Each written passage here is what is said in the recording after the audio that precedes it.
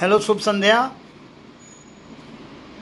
मैं आज पानी बचाओ जीवन पाओ मिशन के तहत पानी की आवश्यकता और पानी बचाने के मुहिम के अंतर्गत विभिन्न उपायों को बताने के लिए आपके सामने प्रस्तुत हुआ हूँ। सबसे पहले मैं अपना परिचय देना चाहूँगा। मैं भीतरपड़ा परिवार के राधे रुक्मिणी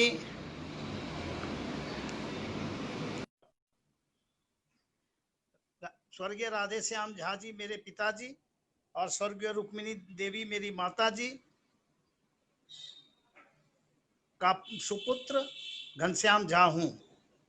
और जैसा कि आप सभी जानते हैं कि मैं अभी बेटी पढ़ाओ परियोजना मिशन के तहत अपनी शैक्षणिक गतिविधियां चला रहा हूं। सबसे बड़ी बात है, अभी विश्व में कोरोना है और इस कोरोना काल में भी समय का सदुपयोग कैसे किया जाता है, यानी आपदा को अवसर में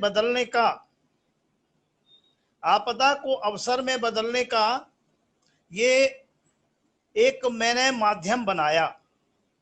और इस माध्यम में मैं बीते 17 सितंबर से लगातार रूप से इंटरनेशनल प्लेटफॉर्म wordpress.com, जिसमें अपने वेबसाइट केमिस्ट्री हेल्पलाइन 2911 gzha.in में अपने केमिस्ट्री के ज्ञान को बांट रहा हूं। ये बाबा वैद्यनाथ की कृपा है, माँ भीतरपड़ा भगवती की कृपा है और मेरे माता पिता का आशीर्वाद है कि अब यह मेरा प्रयास अभी तक 5 महादेशों के 22 देशों में पहुंच चुका है। और 22 देशों में ये हंसी की बात भी लगती है कि चाइना और पाकिस्तान में भी पहुंच गया है। तो खैर, अभी आज तो इन सभी बातों का संदर्भ नहीं है। और शायद आप सबों को पता है कि मेरे इन सभी शैक्षणिक प्रयासों के चलते कल शिक्षक दिवस के अवसर पर मुझे एक राष्ट्रीय स्तर पर और एक देवघर लायंस क्लब के द्वारा पुरस्कृत किया गया। मैं अब मूल मुद्दे पर आता हूं। आज का उद्देश्य है पानी बचाओ जीवन पाओ। पानी क्यों बचाना है, पानी क्या है जिसको बचाने की हमें आवश्यकता है, और पानी को बचाने के साथ जीवन बचाने का क्या संदर्भ है, इसको मैं आज विस्तार से आपके साथ अपने विचार को प्रस्तुत करने के लिए, साझा करने के लिए उपस्थित हुआ हूँ।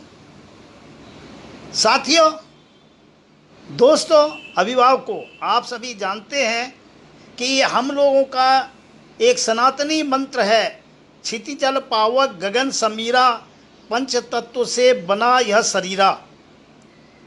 सृष्टि के प्रारंभ में ही यह स्पष्ट कर दिया गया कि जीवन, चाहे मनुष्य का जीवन हो, पशु जीवन हो या वृक्षों का, पेड़ पौधों का जीवन हो, ये प्रकृति के 5 तत्व, मूलभूत तत्वों से निर्मित हैं और इन्हीं के आधार पर ये चलते हैं।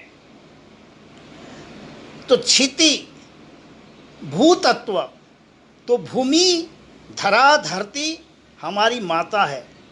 चाहे जो कोई भी हो, वो इस धरा धरती पर ही जन्म लेता है और धरती माता उसकी शरण स्थली है। चाहे आप अपने प्रयास से या अपने विरासत से महल में रहते हैं या बहुत सारे झोपड़ी में रहते या अभी भी जंगलों में रहते हैं। मुझे अंडमान निकोबार भी जाने का मौका मिला और अंडमान निकोबार यात्रा में कहा जाता है कि अगर जोरोबा जो एक वहाँ की लुप्त प्राय जनजाति है, जिनकी आबादी उसमें से एक नस्ल की आबादी मात्र 60 रह गई है, और कुल जोरोबा जो अलग अलग हिसाब के हैं वे सभी अभी करीब करीब 500 के हैं। तो उनका अगर दर्शन हो जाता है तो आप सौभाग्यशाली हैं। तो जोरोबा भी अपनी जिंदगी घने जंगल में देखता है, घने जंगल में देखता है, जीता है, और वहाँ भी धरती माता उसको शरण देती है। दूसरा है हमारा जल तत्व। हम जल तत्व में बाद में विचार करेंगे। तो पंच तत्व में पृथ्वी तल, जल तत्व, अग्नि तत्व। अग्नि तत्व का भी एक महत्वपूर्ण स्थान है।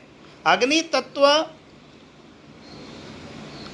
हमारे जिंदगी के हर काम में आ रहा है, चाहे हमारे जीवन में जठराग्नि के रूप में, जिसके बदौलत हमारा भोजन तंत्र सही ढंग से चलता है और भोजन पकाने की क्रिया और अनेक क्रियाएं अग्नि तत्व पर निर्भर करती हैं।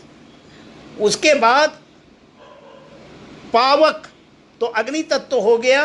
गगन आकाश तत्व, आकाश तत्व का भी हमारे जिंदगी में एक बहुत ही नितांत आवश्यकता होती है।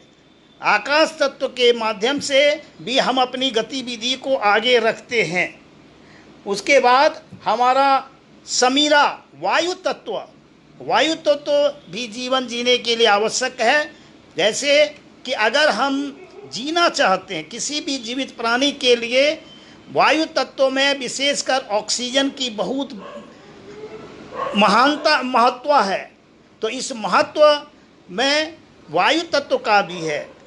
तो अब मैं आता हूँ इस संदर्भ में, सृष्टि का जब सृजन होता है या कोई भी चीज़ हम जब अर्जन करते हैं या अर्जित करते हैं या हमें संपदा के रूप में मिलती है, तो फिर उसका जो है उपयोग और उपयोग के साथ क्षरण शुरू होता है।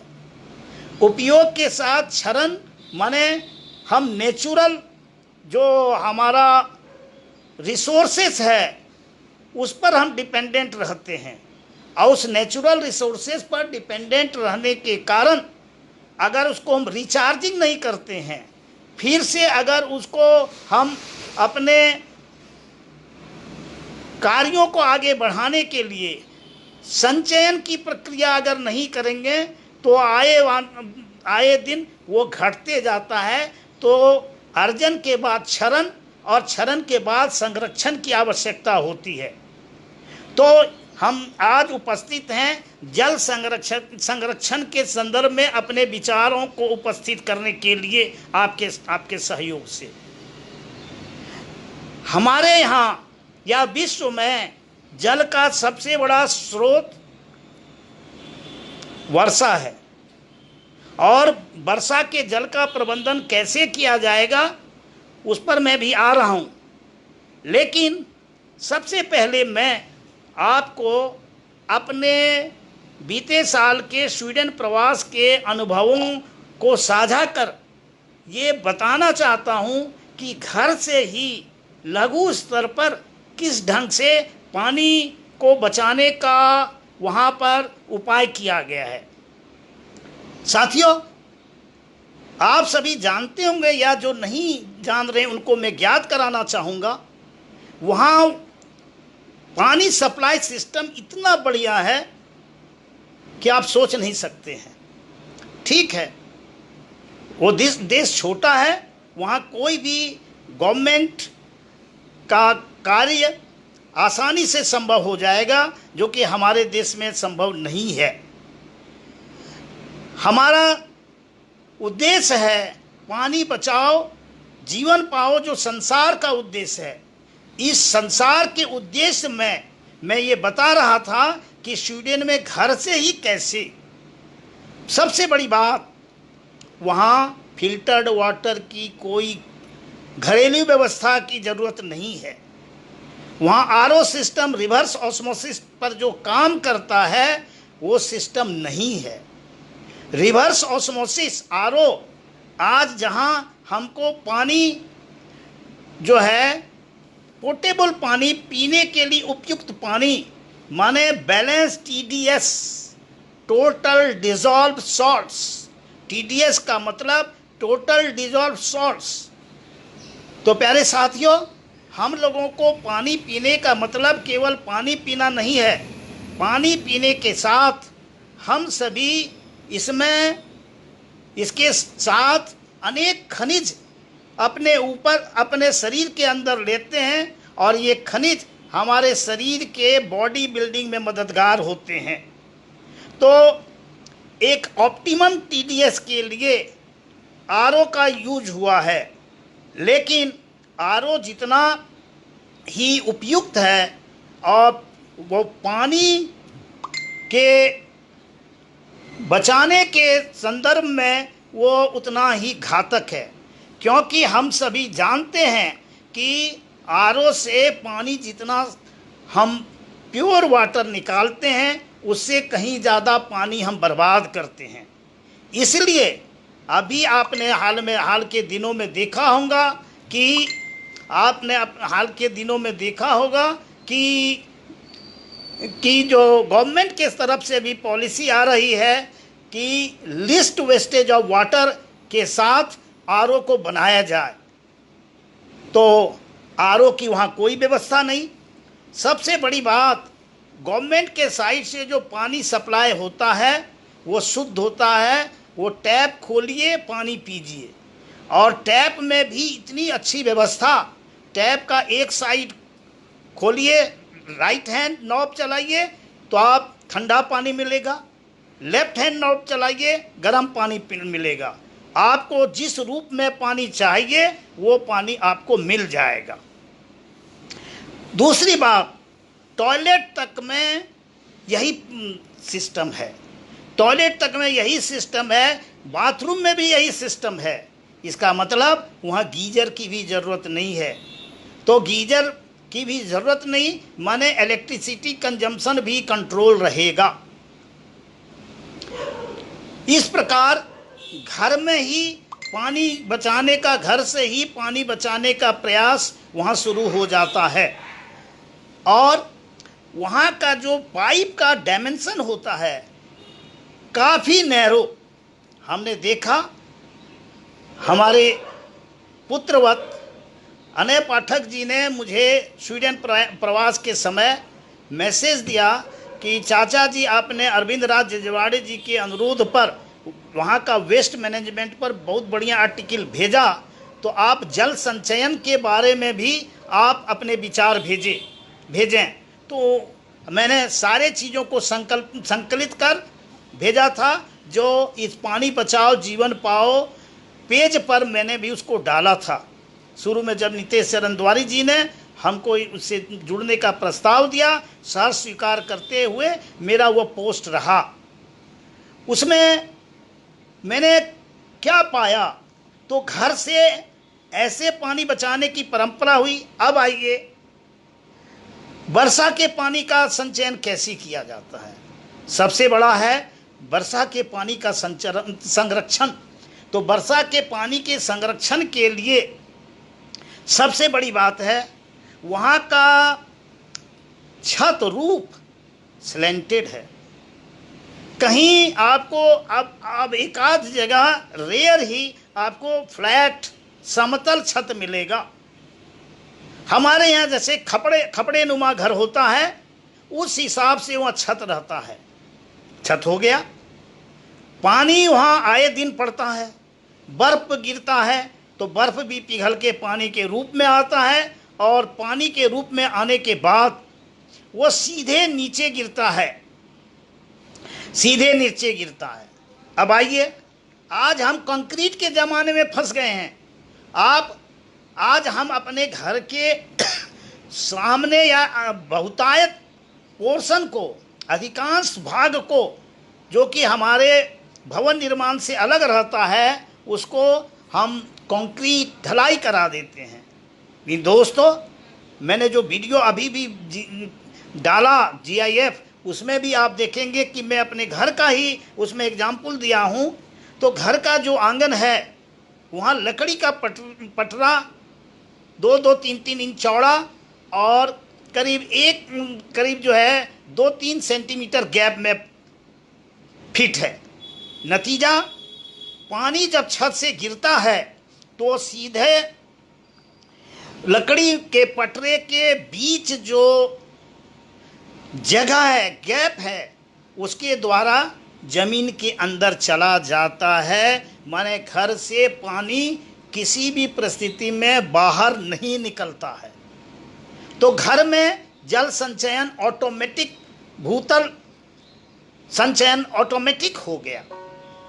अब रही बात रास्ते पर, तो दोस्तों आपको ये बताते हुए हम एक तरह से हर्षित हो रहे हैं कि रास्ते को इस ढंग से बनाया गया है कि बीच का पोर्शन थोड़ा ऊंचा रहता है, दोनों साइड का पोर्शन जो है ढालुआ रहता है, और जहाँ ज़्यादा ढालुआ होता है वहाँ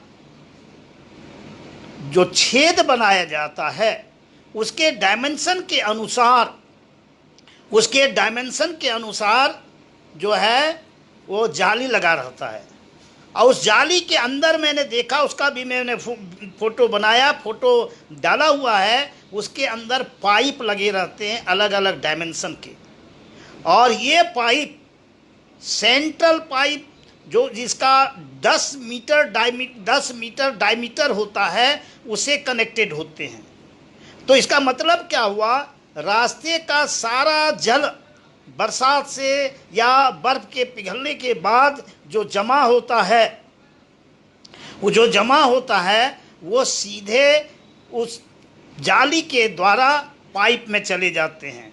और अलग अलग जो पाइप, पतले पाइप से, छोटे छोटे जगह के पतले पाइप से वो सेंट्रल पाइप जो मोटा पाइप है उसमें चले जाते हैं, और उसके साथ वो पाइप बगल के झील में चला जाता है।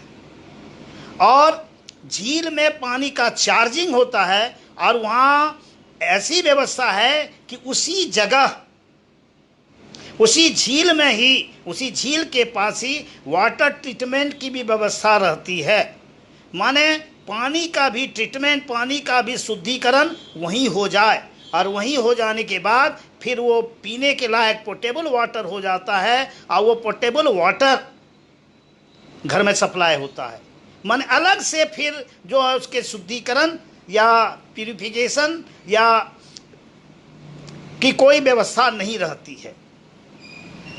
आप भयंकर बारिश के बाद भी अगर बाहर निकल जाते हैं तो कहीं भी पानी का जमाव नहीं होता है। दोस्तों आपको बताऊं कि एक स्वीडन जैसे देश में 1 लाख से ज़्यादा छोटे बड़े झील हैं। 1 लाख से ज़्यादा छोटे बड़े झील हैं जो सारे पानी को, पूरे स्वीडन के देश के पानी को जो है वहाँ संग्रहित हो जाता है। मैंने ज़िंदगी जीने के फिलॉसफी में एक घूमने का भी शौक़ पाला है, और इस घूमने के क्रम में मैं हर दिन 6 महीने रहा, मैं हर दिन, पहले ट्रिप में 3 महीने रहा, हर दिन मैं घूमने के लिए जंगल समुद्र के किनारे चला जाता था। जंगल ढाल में है, उसके दोनों तरफ बड़े बड़े पेड़ हैं, और उस जंगल में क्या है, वो नाला आ रहा है, और नाले में पानी, शहर का सारा पानी, स्थानीय जगह का सारा पानी वहाँ जमा हो रहा है। पानी को बेकार जाने नहीं दिया जा रहा है। तो पानी को बेकार नहीं जाने दिया जा रहा है तो उसका नतीजा ये होता है कि पानी संग्रहित रहता है। पानी देखिए, विश्व में 3/4 जो है पानी है, बाकी 1/4 जो है हमारी भूमि है। तो पानी का प्रचुर स्रोत, भंडार ईश्वर ने, प्रकृति ने मुझे दिया है, लेकिन ये जज्बा कि पानी को पानी को कैसे बचाया जाए, पानी को कैसे सही ढंग में सदुपयोग लाया जाए। और एक सबसे बड़ी बात, हम लोग बागवानी के शौकीन हैं, बागवानी का शौकीन होना ही चाहिए, ये बहुत अच्छी बात है। हम पेड़ लगाते, पौधे लगाते, खेती करते।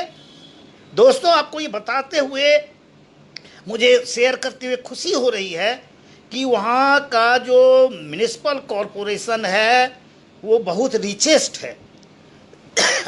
विश्व में टैक्स सिस्टम में सबसे ज़्यादा हाई रेट टैक्स डेनमार्क का है, जो कि 31% अपनी कमाई का है, 31%, और स्वीडन का जो है 27%, और 27% में जो है 24% जो है शेयर म्युनिसिपल कॉरपोरेशन का है, 3% ओनली जो है नेशनल डेवलपमेंट के लिए है।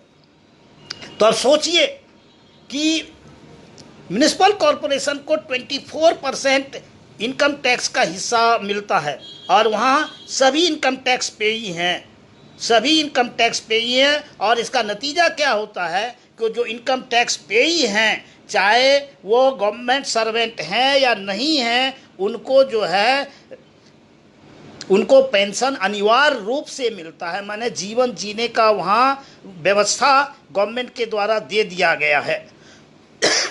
तो अब सारी जवाबदारी म्युनिसिपल कॉरपोरेशन पर आ पड़ती है, चाहे पानी का सप्लाई हो, बिजली का सप्लाई हो, ठंडे के चलते रूम हीटर की व्यवस्था, तो रूम हीटर आदमी अपना नहीं रखता, हर घर में म्युनिसिपल कॉरपोरेशन के तरफ इवन की अपार्टमेंट सब में भी जो रूम हीटर की व्यवस्था है, और उसमें क्या है, गर्म पानी का प्रवाह पाइप के थ्रू किया जाता है, जिसके कारण घर गर्म होता है, लेकिन हाँ, घर में रेगुलेटर है, जिसके चलते आप टेम्परेचर मेंटेन करके अपनी सुविधा अनुसार उसको आप रख सकते हैं।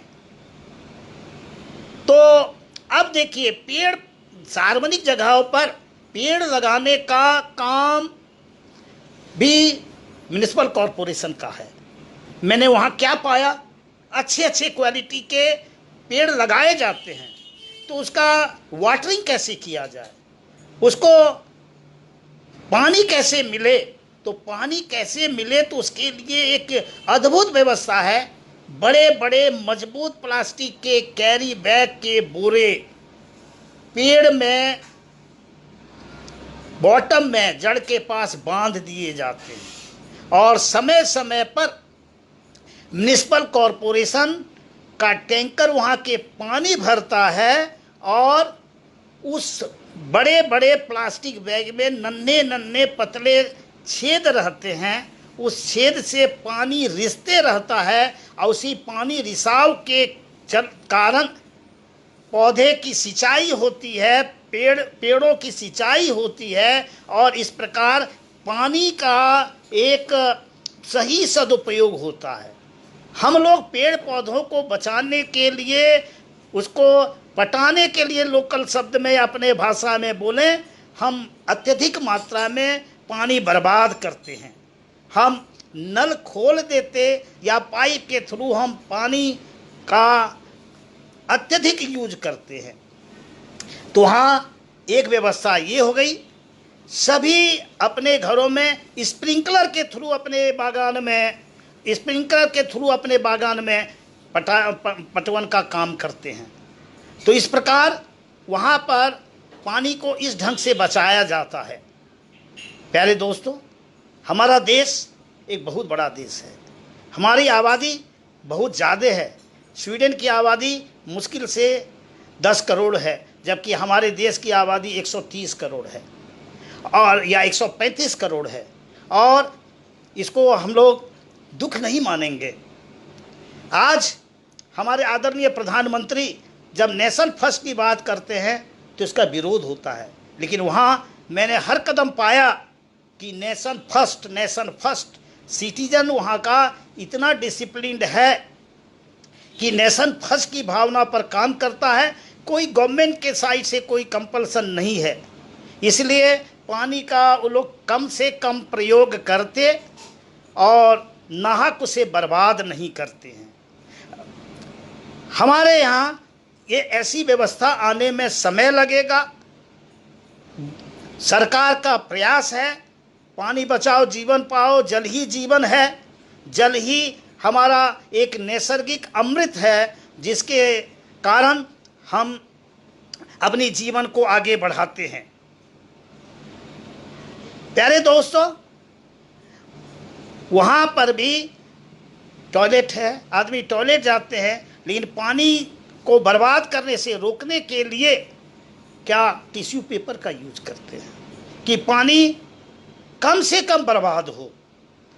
ये व्यवस्था हम अपने यहाँ भी ला सकते हैं, क्योंकि लेकिन ये बात है कि अगर हम अपने घरों में टिश्यू पेपर का व्यवहार शुरू करेंगे तो कोई अगर जानेंगे तो हंसी करेंगे कि भाई ये क्या कर रहा है, ये यूरोपियन कल्चर में चला गया। ठीक है, हमारे यहाँ पहले कितनी बढ़िया व्यवस्था थी। शाम में हम सभी भी, हमारी पीढ़ी क्या कहिए, अभी भी वर्तमान पीढ़ी बहुत सारे दिशा मैदान के नाम पर शहर से दूर निकल जाते थे, तालाब के किनारे अपने साथ लोटा लिए और लोटा के साथ अपनी आवश्यकता को पूरा करते हुए अपने अंदाज, अपनी मस्ती में लौटते थे। ठीक है, अब जो है मुक्त जो है टॉयलेट की व्यवस्था एक निंदनीय है, इसलिए उसको तो हम लोग प्रमोट नहीं करेंगे, लेकिन हम तो अपने घर में टिश्यू पेपर का तो व्यवहार कर सकते। टिश्यू पेपर के व्यवहार के बाद पानी की कम आवश्यकता पड़ेगी प्रक्षालन के लिए। और दूसरी बात, हम यूरिन डिस्चार्ज, पेशाब भी हम टॉयलेट में ही करते हैं और फ्लश चलाते हैं। और एक बार फ्लश चलने का मतलब आप अपने घर में जिस कैपेसिटी के फ्लश लगाएं उस कैपेसिटी के अनुसार, आजकल तो हाफ फ्लश और फुल फ्लश का भी व्यवस्था है, लेकिन कम से कम 2-3 लीटर पानी बर्बाद होता है। 2-3 लीटर पानी बर्बाद होने का मतलब, अगर एक परिवार में 4-5 एवरेज 4 आदमी अगर है तो दिन में 50 लीटर पानी व्यवहार होता है। उसको हम लोग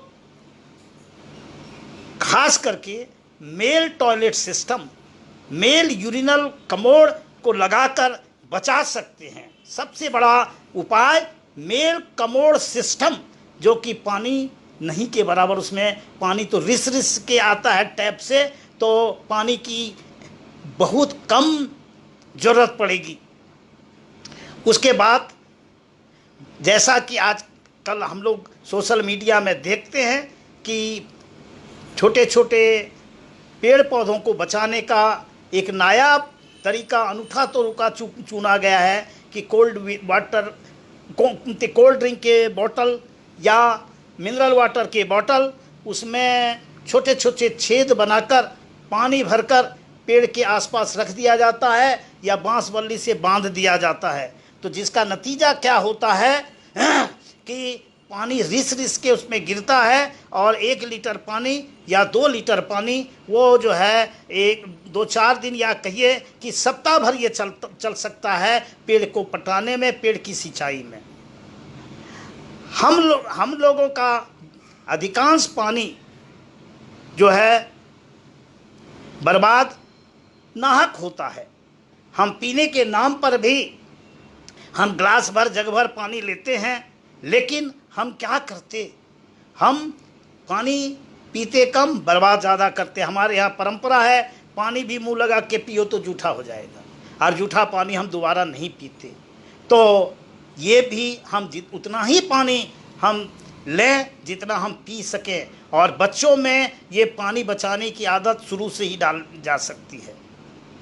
हमारे केंद्रीय विद्यालय रुड़की में एक अभियान छेड़ा गया है जिसमें एक बहुत बड़ा स्कूल है, वहाँ 2000 से ऊपर बच्चे हैं, कि वहाँ एक मुहिम छेड़ा गया है कि हर बच्चा 1 लीटर पानी बचाएगा। हर बच्चा अगर 1 लीटर पानी बचाएगा तो हज़ारों लीटर और साल में लाखों लीटर पानी बचेगा। तो पानी बचाने का एक ये भी माध्यम है तो हम सभी ये पानी बचा जीवन पाओ मंच से ये भी आह्वान कर सकते हैं कि बच्चे या परिवार में हर व्यक्ति अगर 1-1 लीटर पानी भी बचाएगा तो पानी संरक्षण, जल संरक्षण की दिशा में एक प्रभावी कदम होगा, प्रभावी कदम होगा। हमारे यहाँ देखिए, मैं प्रैक्टिकल बातों पर आ रहा हूँ। हमारे यहाँ टैप, नलका खराब हो जाता है, पानी बूंद बूंद कर रिसता है। हम समझते हैं कि पानी तो रिस रहा है, कितना पानी जाएगा।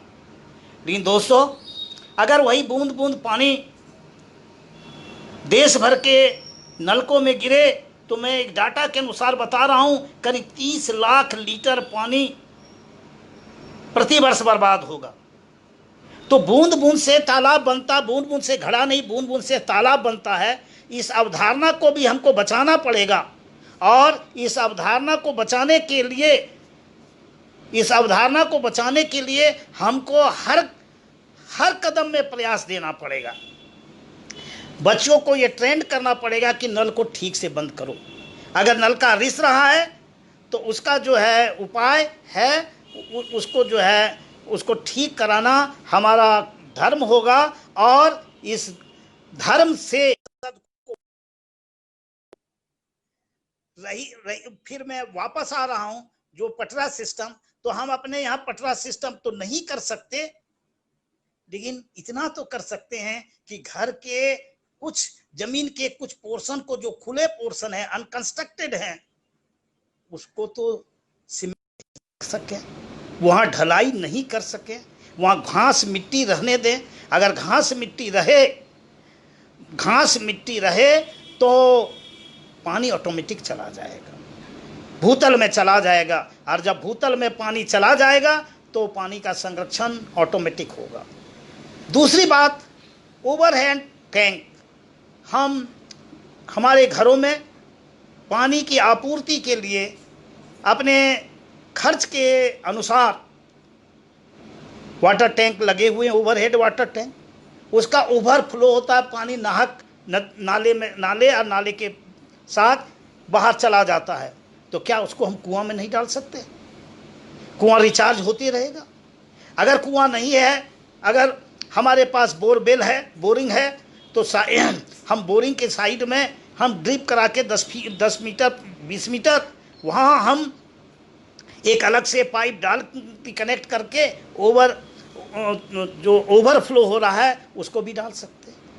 हमारे छतों जो फ्लैट हैं वहाँ के पानी जो है जहाँ तहाँ जिधर तिधर निकलता है, तो हम रेलिंग की सही व्यवस्था कराकर और सेंट्रल नाले और उस नाले को कनेक्ट करते हुए हम अपने कुएं में डाल सकते हैं। लेकिन कुएं में डालने के साथ आजकल तो साइंस ने ऐसा उपाय दे दिया है कि पाइप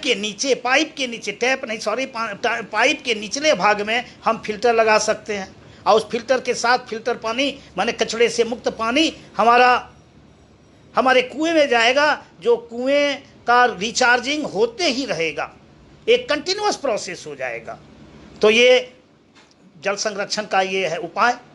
और पानी तो जीवन है। जैसा कि मैं शुरू में कहा कि सभी जो हमारे पंच तत्व हैं, पंच तत्व में जल तत्व की नितांत आवश्यकता है। देखिए, जब भ्रूण का निर्माण होता है, सृष्टि चक्र में सबसे पहले जब भ्रूण का निर्माण होता है, तो भ्रूण के निर्माण के साथ उसको जीवन देने के लिए या उसकी वृद्धि के लिए हमेशा पानी की आवश्यकता होती है। इसलिए माता के गर्भाशय में पानी अनिवार्य है।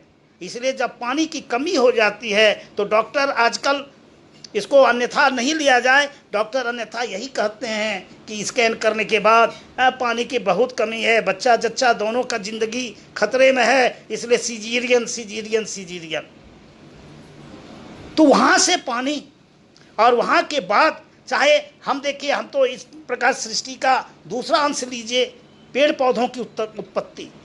तो पेड़ पौधों की उत्पत्ति, अगर बीज एक सुंदर क्वालिटी का जो बीज है उसको अगर बंजर में डाल दिया जाए, जहाँ पानी का कोई सोर्स नहीं है, तो फिर क्या होगा? उसका सृजन नहीं होगा। वो पौधे के रूप में, छोटे नन्हे पौधे या फिर पेड़ के रूप में पुष्पित या पल्लवित नहीं होगा। इसलिए पानी बीजों के प्रस्फुरन के लिए भी, उसके पौधे में जन्म लेने की प्रक्रिया के लिए भी जरूरी है। तो इस प्रकार अच्छा, पशु पक्षी भी पानी के बिना नहीं रह सकते हैं। पानी जीव मात्र के लिए जरूरी है। इसलिए पानी बचाओ जीवन पाओ, जल ही जीवन है को मानना और उसके लिए प्रेरित होना, उसके लिए प्रेरक बनना, जो मिशन है वो नितांत आवश्यक है। दोस्तों, चूँकि मैं केमिस्ट्री या रसायन शास्त्र का आदमी हूँ, इसलिए ये बता दूँ, थोड़ा ये भी शेयर करना चाहूँगा अपने केमिस्ट्री के, अगर कुछ थोड़ा बहुत ज्ञान है उसको भी मैं साझा करना चाहूँगा कि पानी, मीठा पानी और खारा पानी होता है। मीठा पानी पीने के लायक होता है और मीठा पानी हमारे विश्व में, प्रकृति में जो मीठा पानी है उसका प्रतिशत केवल 3% है। आपको आश्चर्य लगेगा कि मीठा पानी केवल 3% है और बहुतायत में हमारे पास खारा पानी है जो कि समुद्र में है। खारा पानी हम पी नहीं सकते। हमारे देखिए, जगह जगह पर भी हमारे यहाँ कुआं में भी खारा पानी, यहाँ का खारा पानी, आप याद कीजिए उस दौर को। हमारे उम्र के जो आदमी होंगे उनको, हमारे उम्र के जो हमारे मित्र होंगे वो जानते होंगे कि मानसिंगी जो तालाब था उसके धोबिया घाट नहीं, बारिन घाट जिसको कहते हैं, वो मिसर जी लोग के घर के सामने का घाट का पानी इतना बढ़िया था कि समय पर भंडारा में दाल को गलाने के लिए वहाँ का पानी ले जाया जाता था।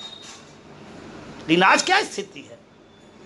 बासंती मंदिर कुएं का पानी, गहवाल जी के कुएं का पानी या हंसकूप का पानी, तो खैर कहना कि क्या है। पानी हम सभी बिन अनफिल्टर्ड पीते थे।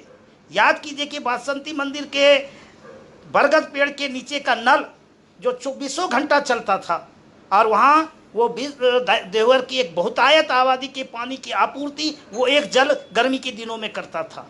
लेकिन कहाँ गया वो दिन? हमारे देवघर में वो जल प्रणाली कहाँ गई? श्री गंगा का बहता पानी, कहा जाता है कि बहता पानी शुद्ध होता है, गंगा तू बहती जा, गंगा बहती जा, गंगा का जल निर्मल माना जाता। क्यों? गंगा का पानी बहता जाता है निर्मल, लेकिन आज उसको भी जगह जगह पर हमने उद्देश्यों से बांधकर बर्बाद कर दिए हैं। जब गंगा ऋषिकेश के बाद धरती पर आती हुई हरिद्वार से बढ़ते हुए बंगाल की खाड़ी तक गिरती थी तो आदमी बिना फिल्टर किए पानी डायरेक्ट पीता था। तो गंगा का जल अमृत निर्मल वो कहाँ रह गया? हमने व्यवसायीकरण के दौर में इसको बर्बाद कर दिया। कानपुर से लेकर जितना आगे बढ़िए, इतने फैक्ट्री और उस फैक्ट्री का कचरा और ख़ास करके चमड़ा उद्योग का कचरा सब गंगा में प्रवाहित कर दिया गया। नतीजा है आज गंगा माता भी खतरे में है और गंगा माता को बचाने के लिए भी गंगा बचाओ अभियान चल रहा है। गंगा जो जननी है, विश्व की जननी है, माता है, उनको बचाने के लिए गंगा बचाओ अभियान चल रहा है। ये हमारे लिए दुख की बात है दोस्तों। तो इस प्रकार तो पानी का, पीने वाले पानी का प्रतिशत काफ़ी कम है। खारा पानी, मीठा पानी। खारे पानी के संदर्भ में आपको ज्ञात होगा उसमें साबुन का झाग भी नहीं बनता। सोचिए, पीना खाना तो दूर है, खाना पकाना तो दूर, उससे कपड़े भी आप धो नहीं सकते क्योंकि साबुन उसमें फेन नहीं बनाता है। और दोस्तों ये भी एक बता दूं कि जहाँ तक पानी का संदर्भ है, पानी 3 तरीके का होता है। व्यावहारिक जीवन में पानी 3 तरह का होता है और ये पानी 3 तरह क्या है? सबसे पहला है पीने वाला पानी, पोटेबल वाटर। पोटेबल वाटर हम फिल्टर करके आरओ से अभी पी रहे हैं, लेकिन ये लवण युक्त होता है, लवण मुक्त नहीं होता। लवण युक्त होता है, लवण मुक्त नहीं होता है। और दूसरा होता है डिस्टिल वाटर, जिसको हम इंजेक्शन वगैरह या आप कहिए सेलाइन, ये ग्लूकोज वाटर और माने मेडिकल उपयोग में लाते हैं। डिस्टिल वाटर के संबंध में ये बता दूं कि ये बाकी चीज़ों से, बाकी मिनरल से मुक्त होता है, लेकिन इसमें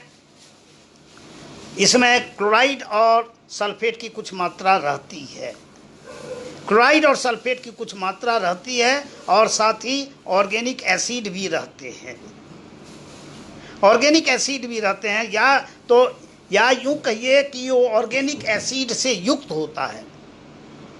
तो डिस्टिल वाटर का उपयोग केमिस्ट्री लैब में अलग अलग विश्लेषण में होता है, एनालिसिस में, चाहे वो क्वालिटेटिव एनालिसिस हो या क्वांटिटेटिव एनालिसिस हो। दोस्तों, चूंकि आज मौका मिला है आप लोगों के साथ अपने ज्ञान को साझा करने का, तो इसलिए मैं बताना चाहूँगा कि केमिस्ट्री में ही एक प्रैक्टिकल होता है कंडक्टिविटी वेस्ट, संचालन वेस्ट।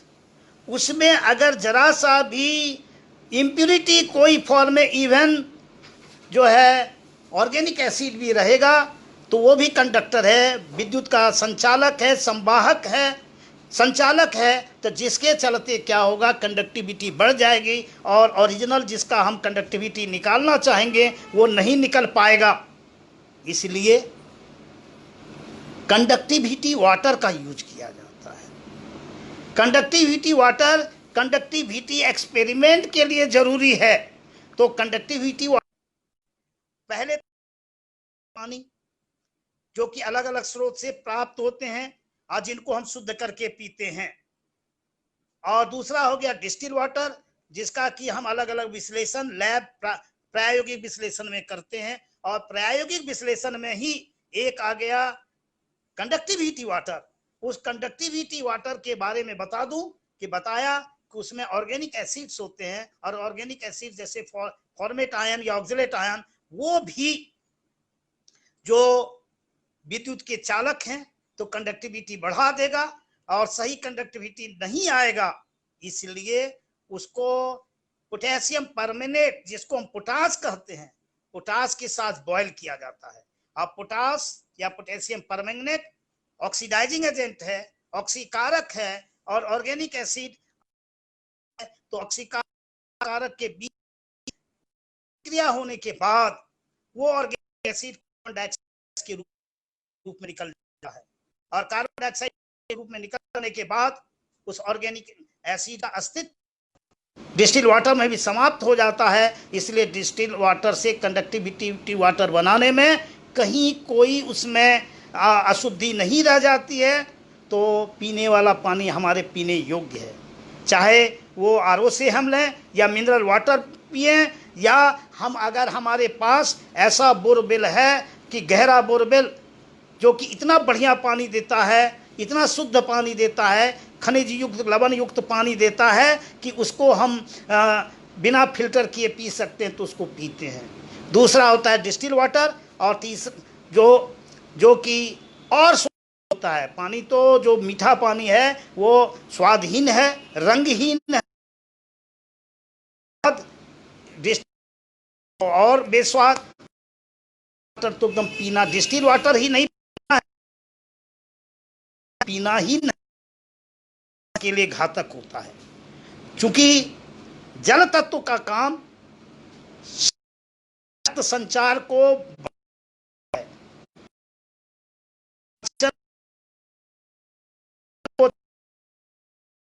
आवश्यक है। इसलिए हम देखते हैं,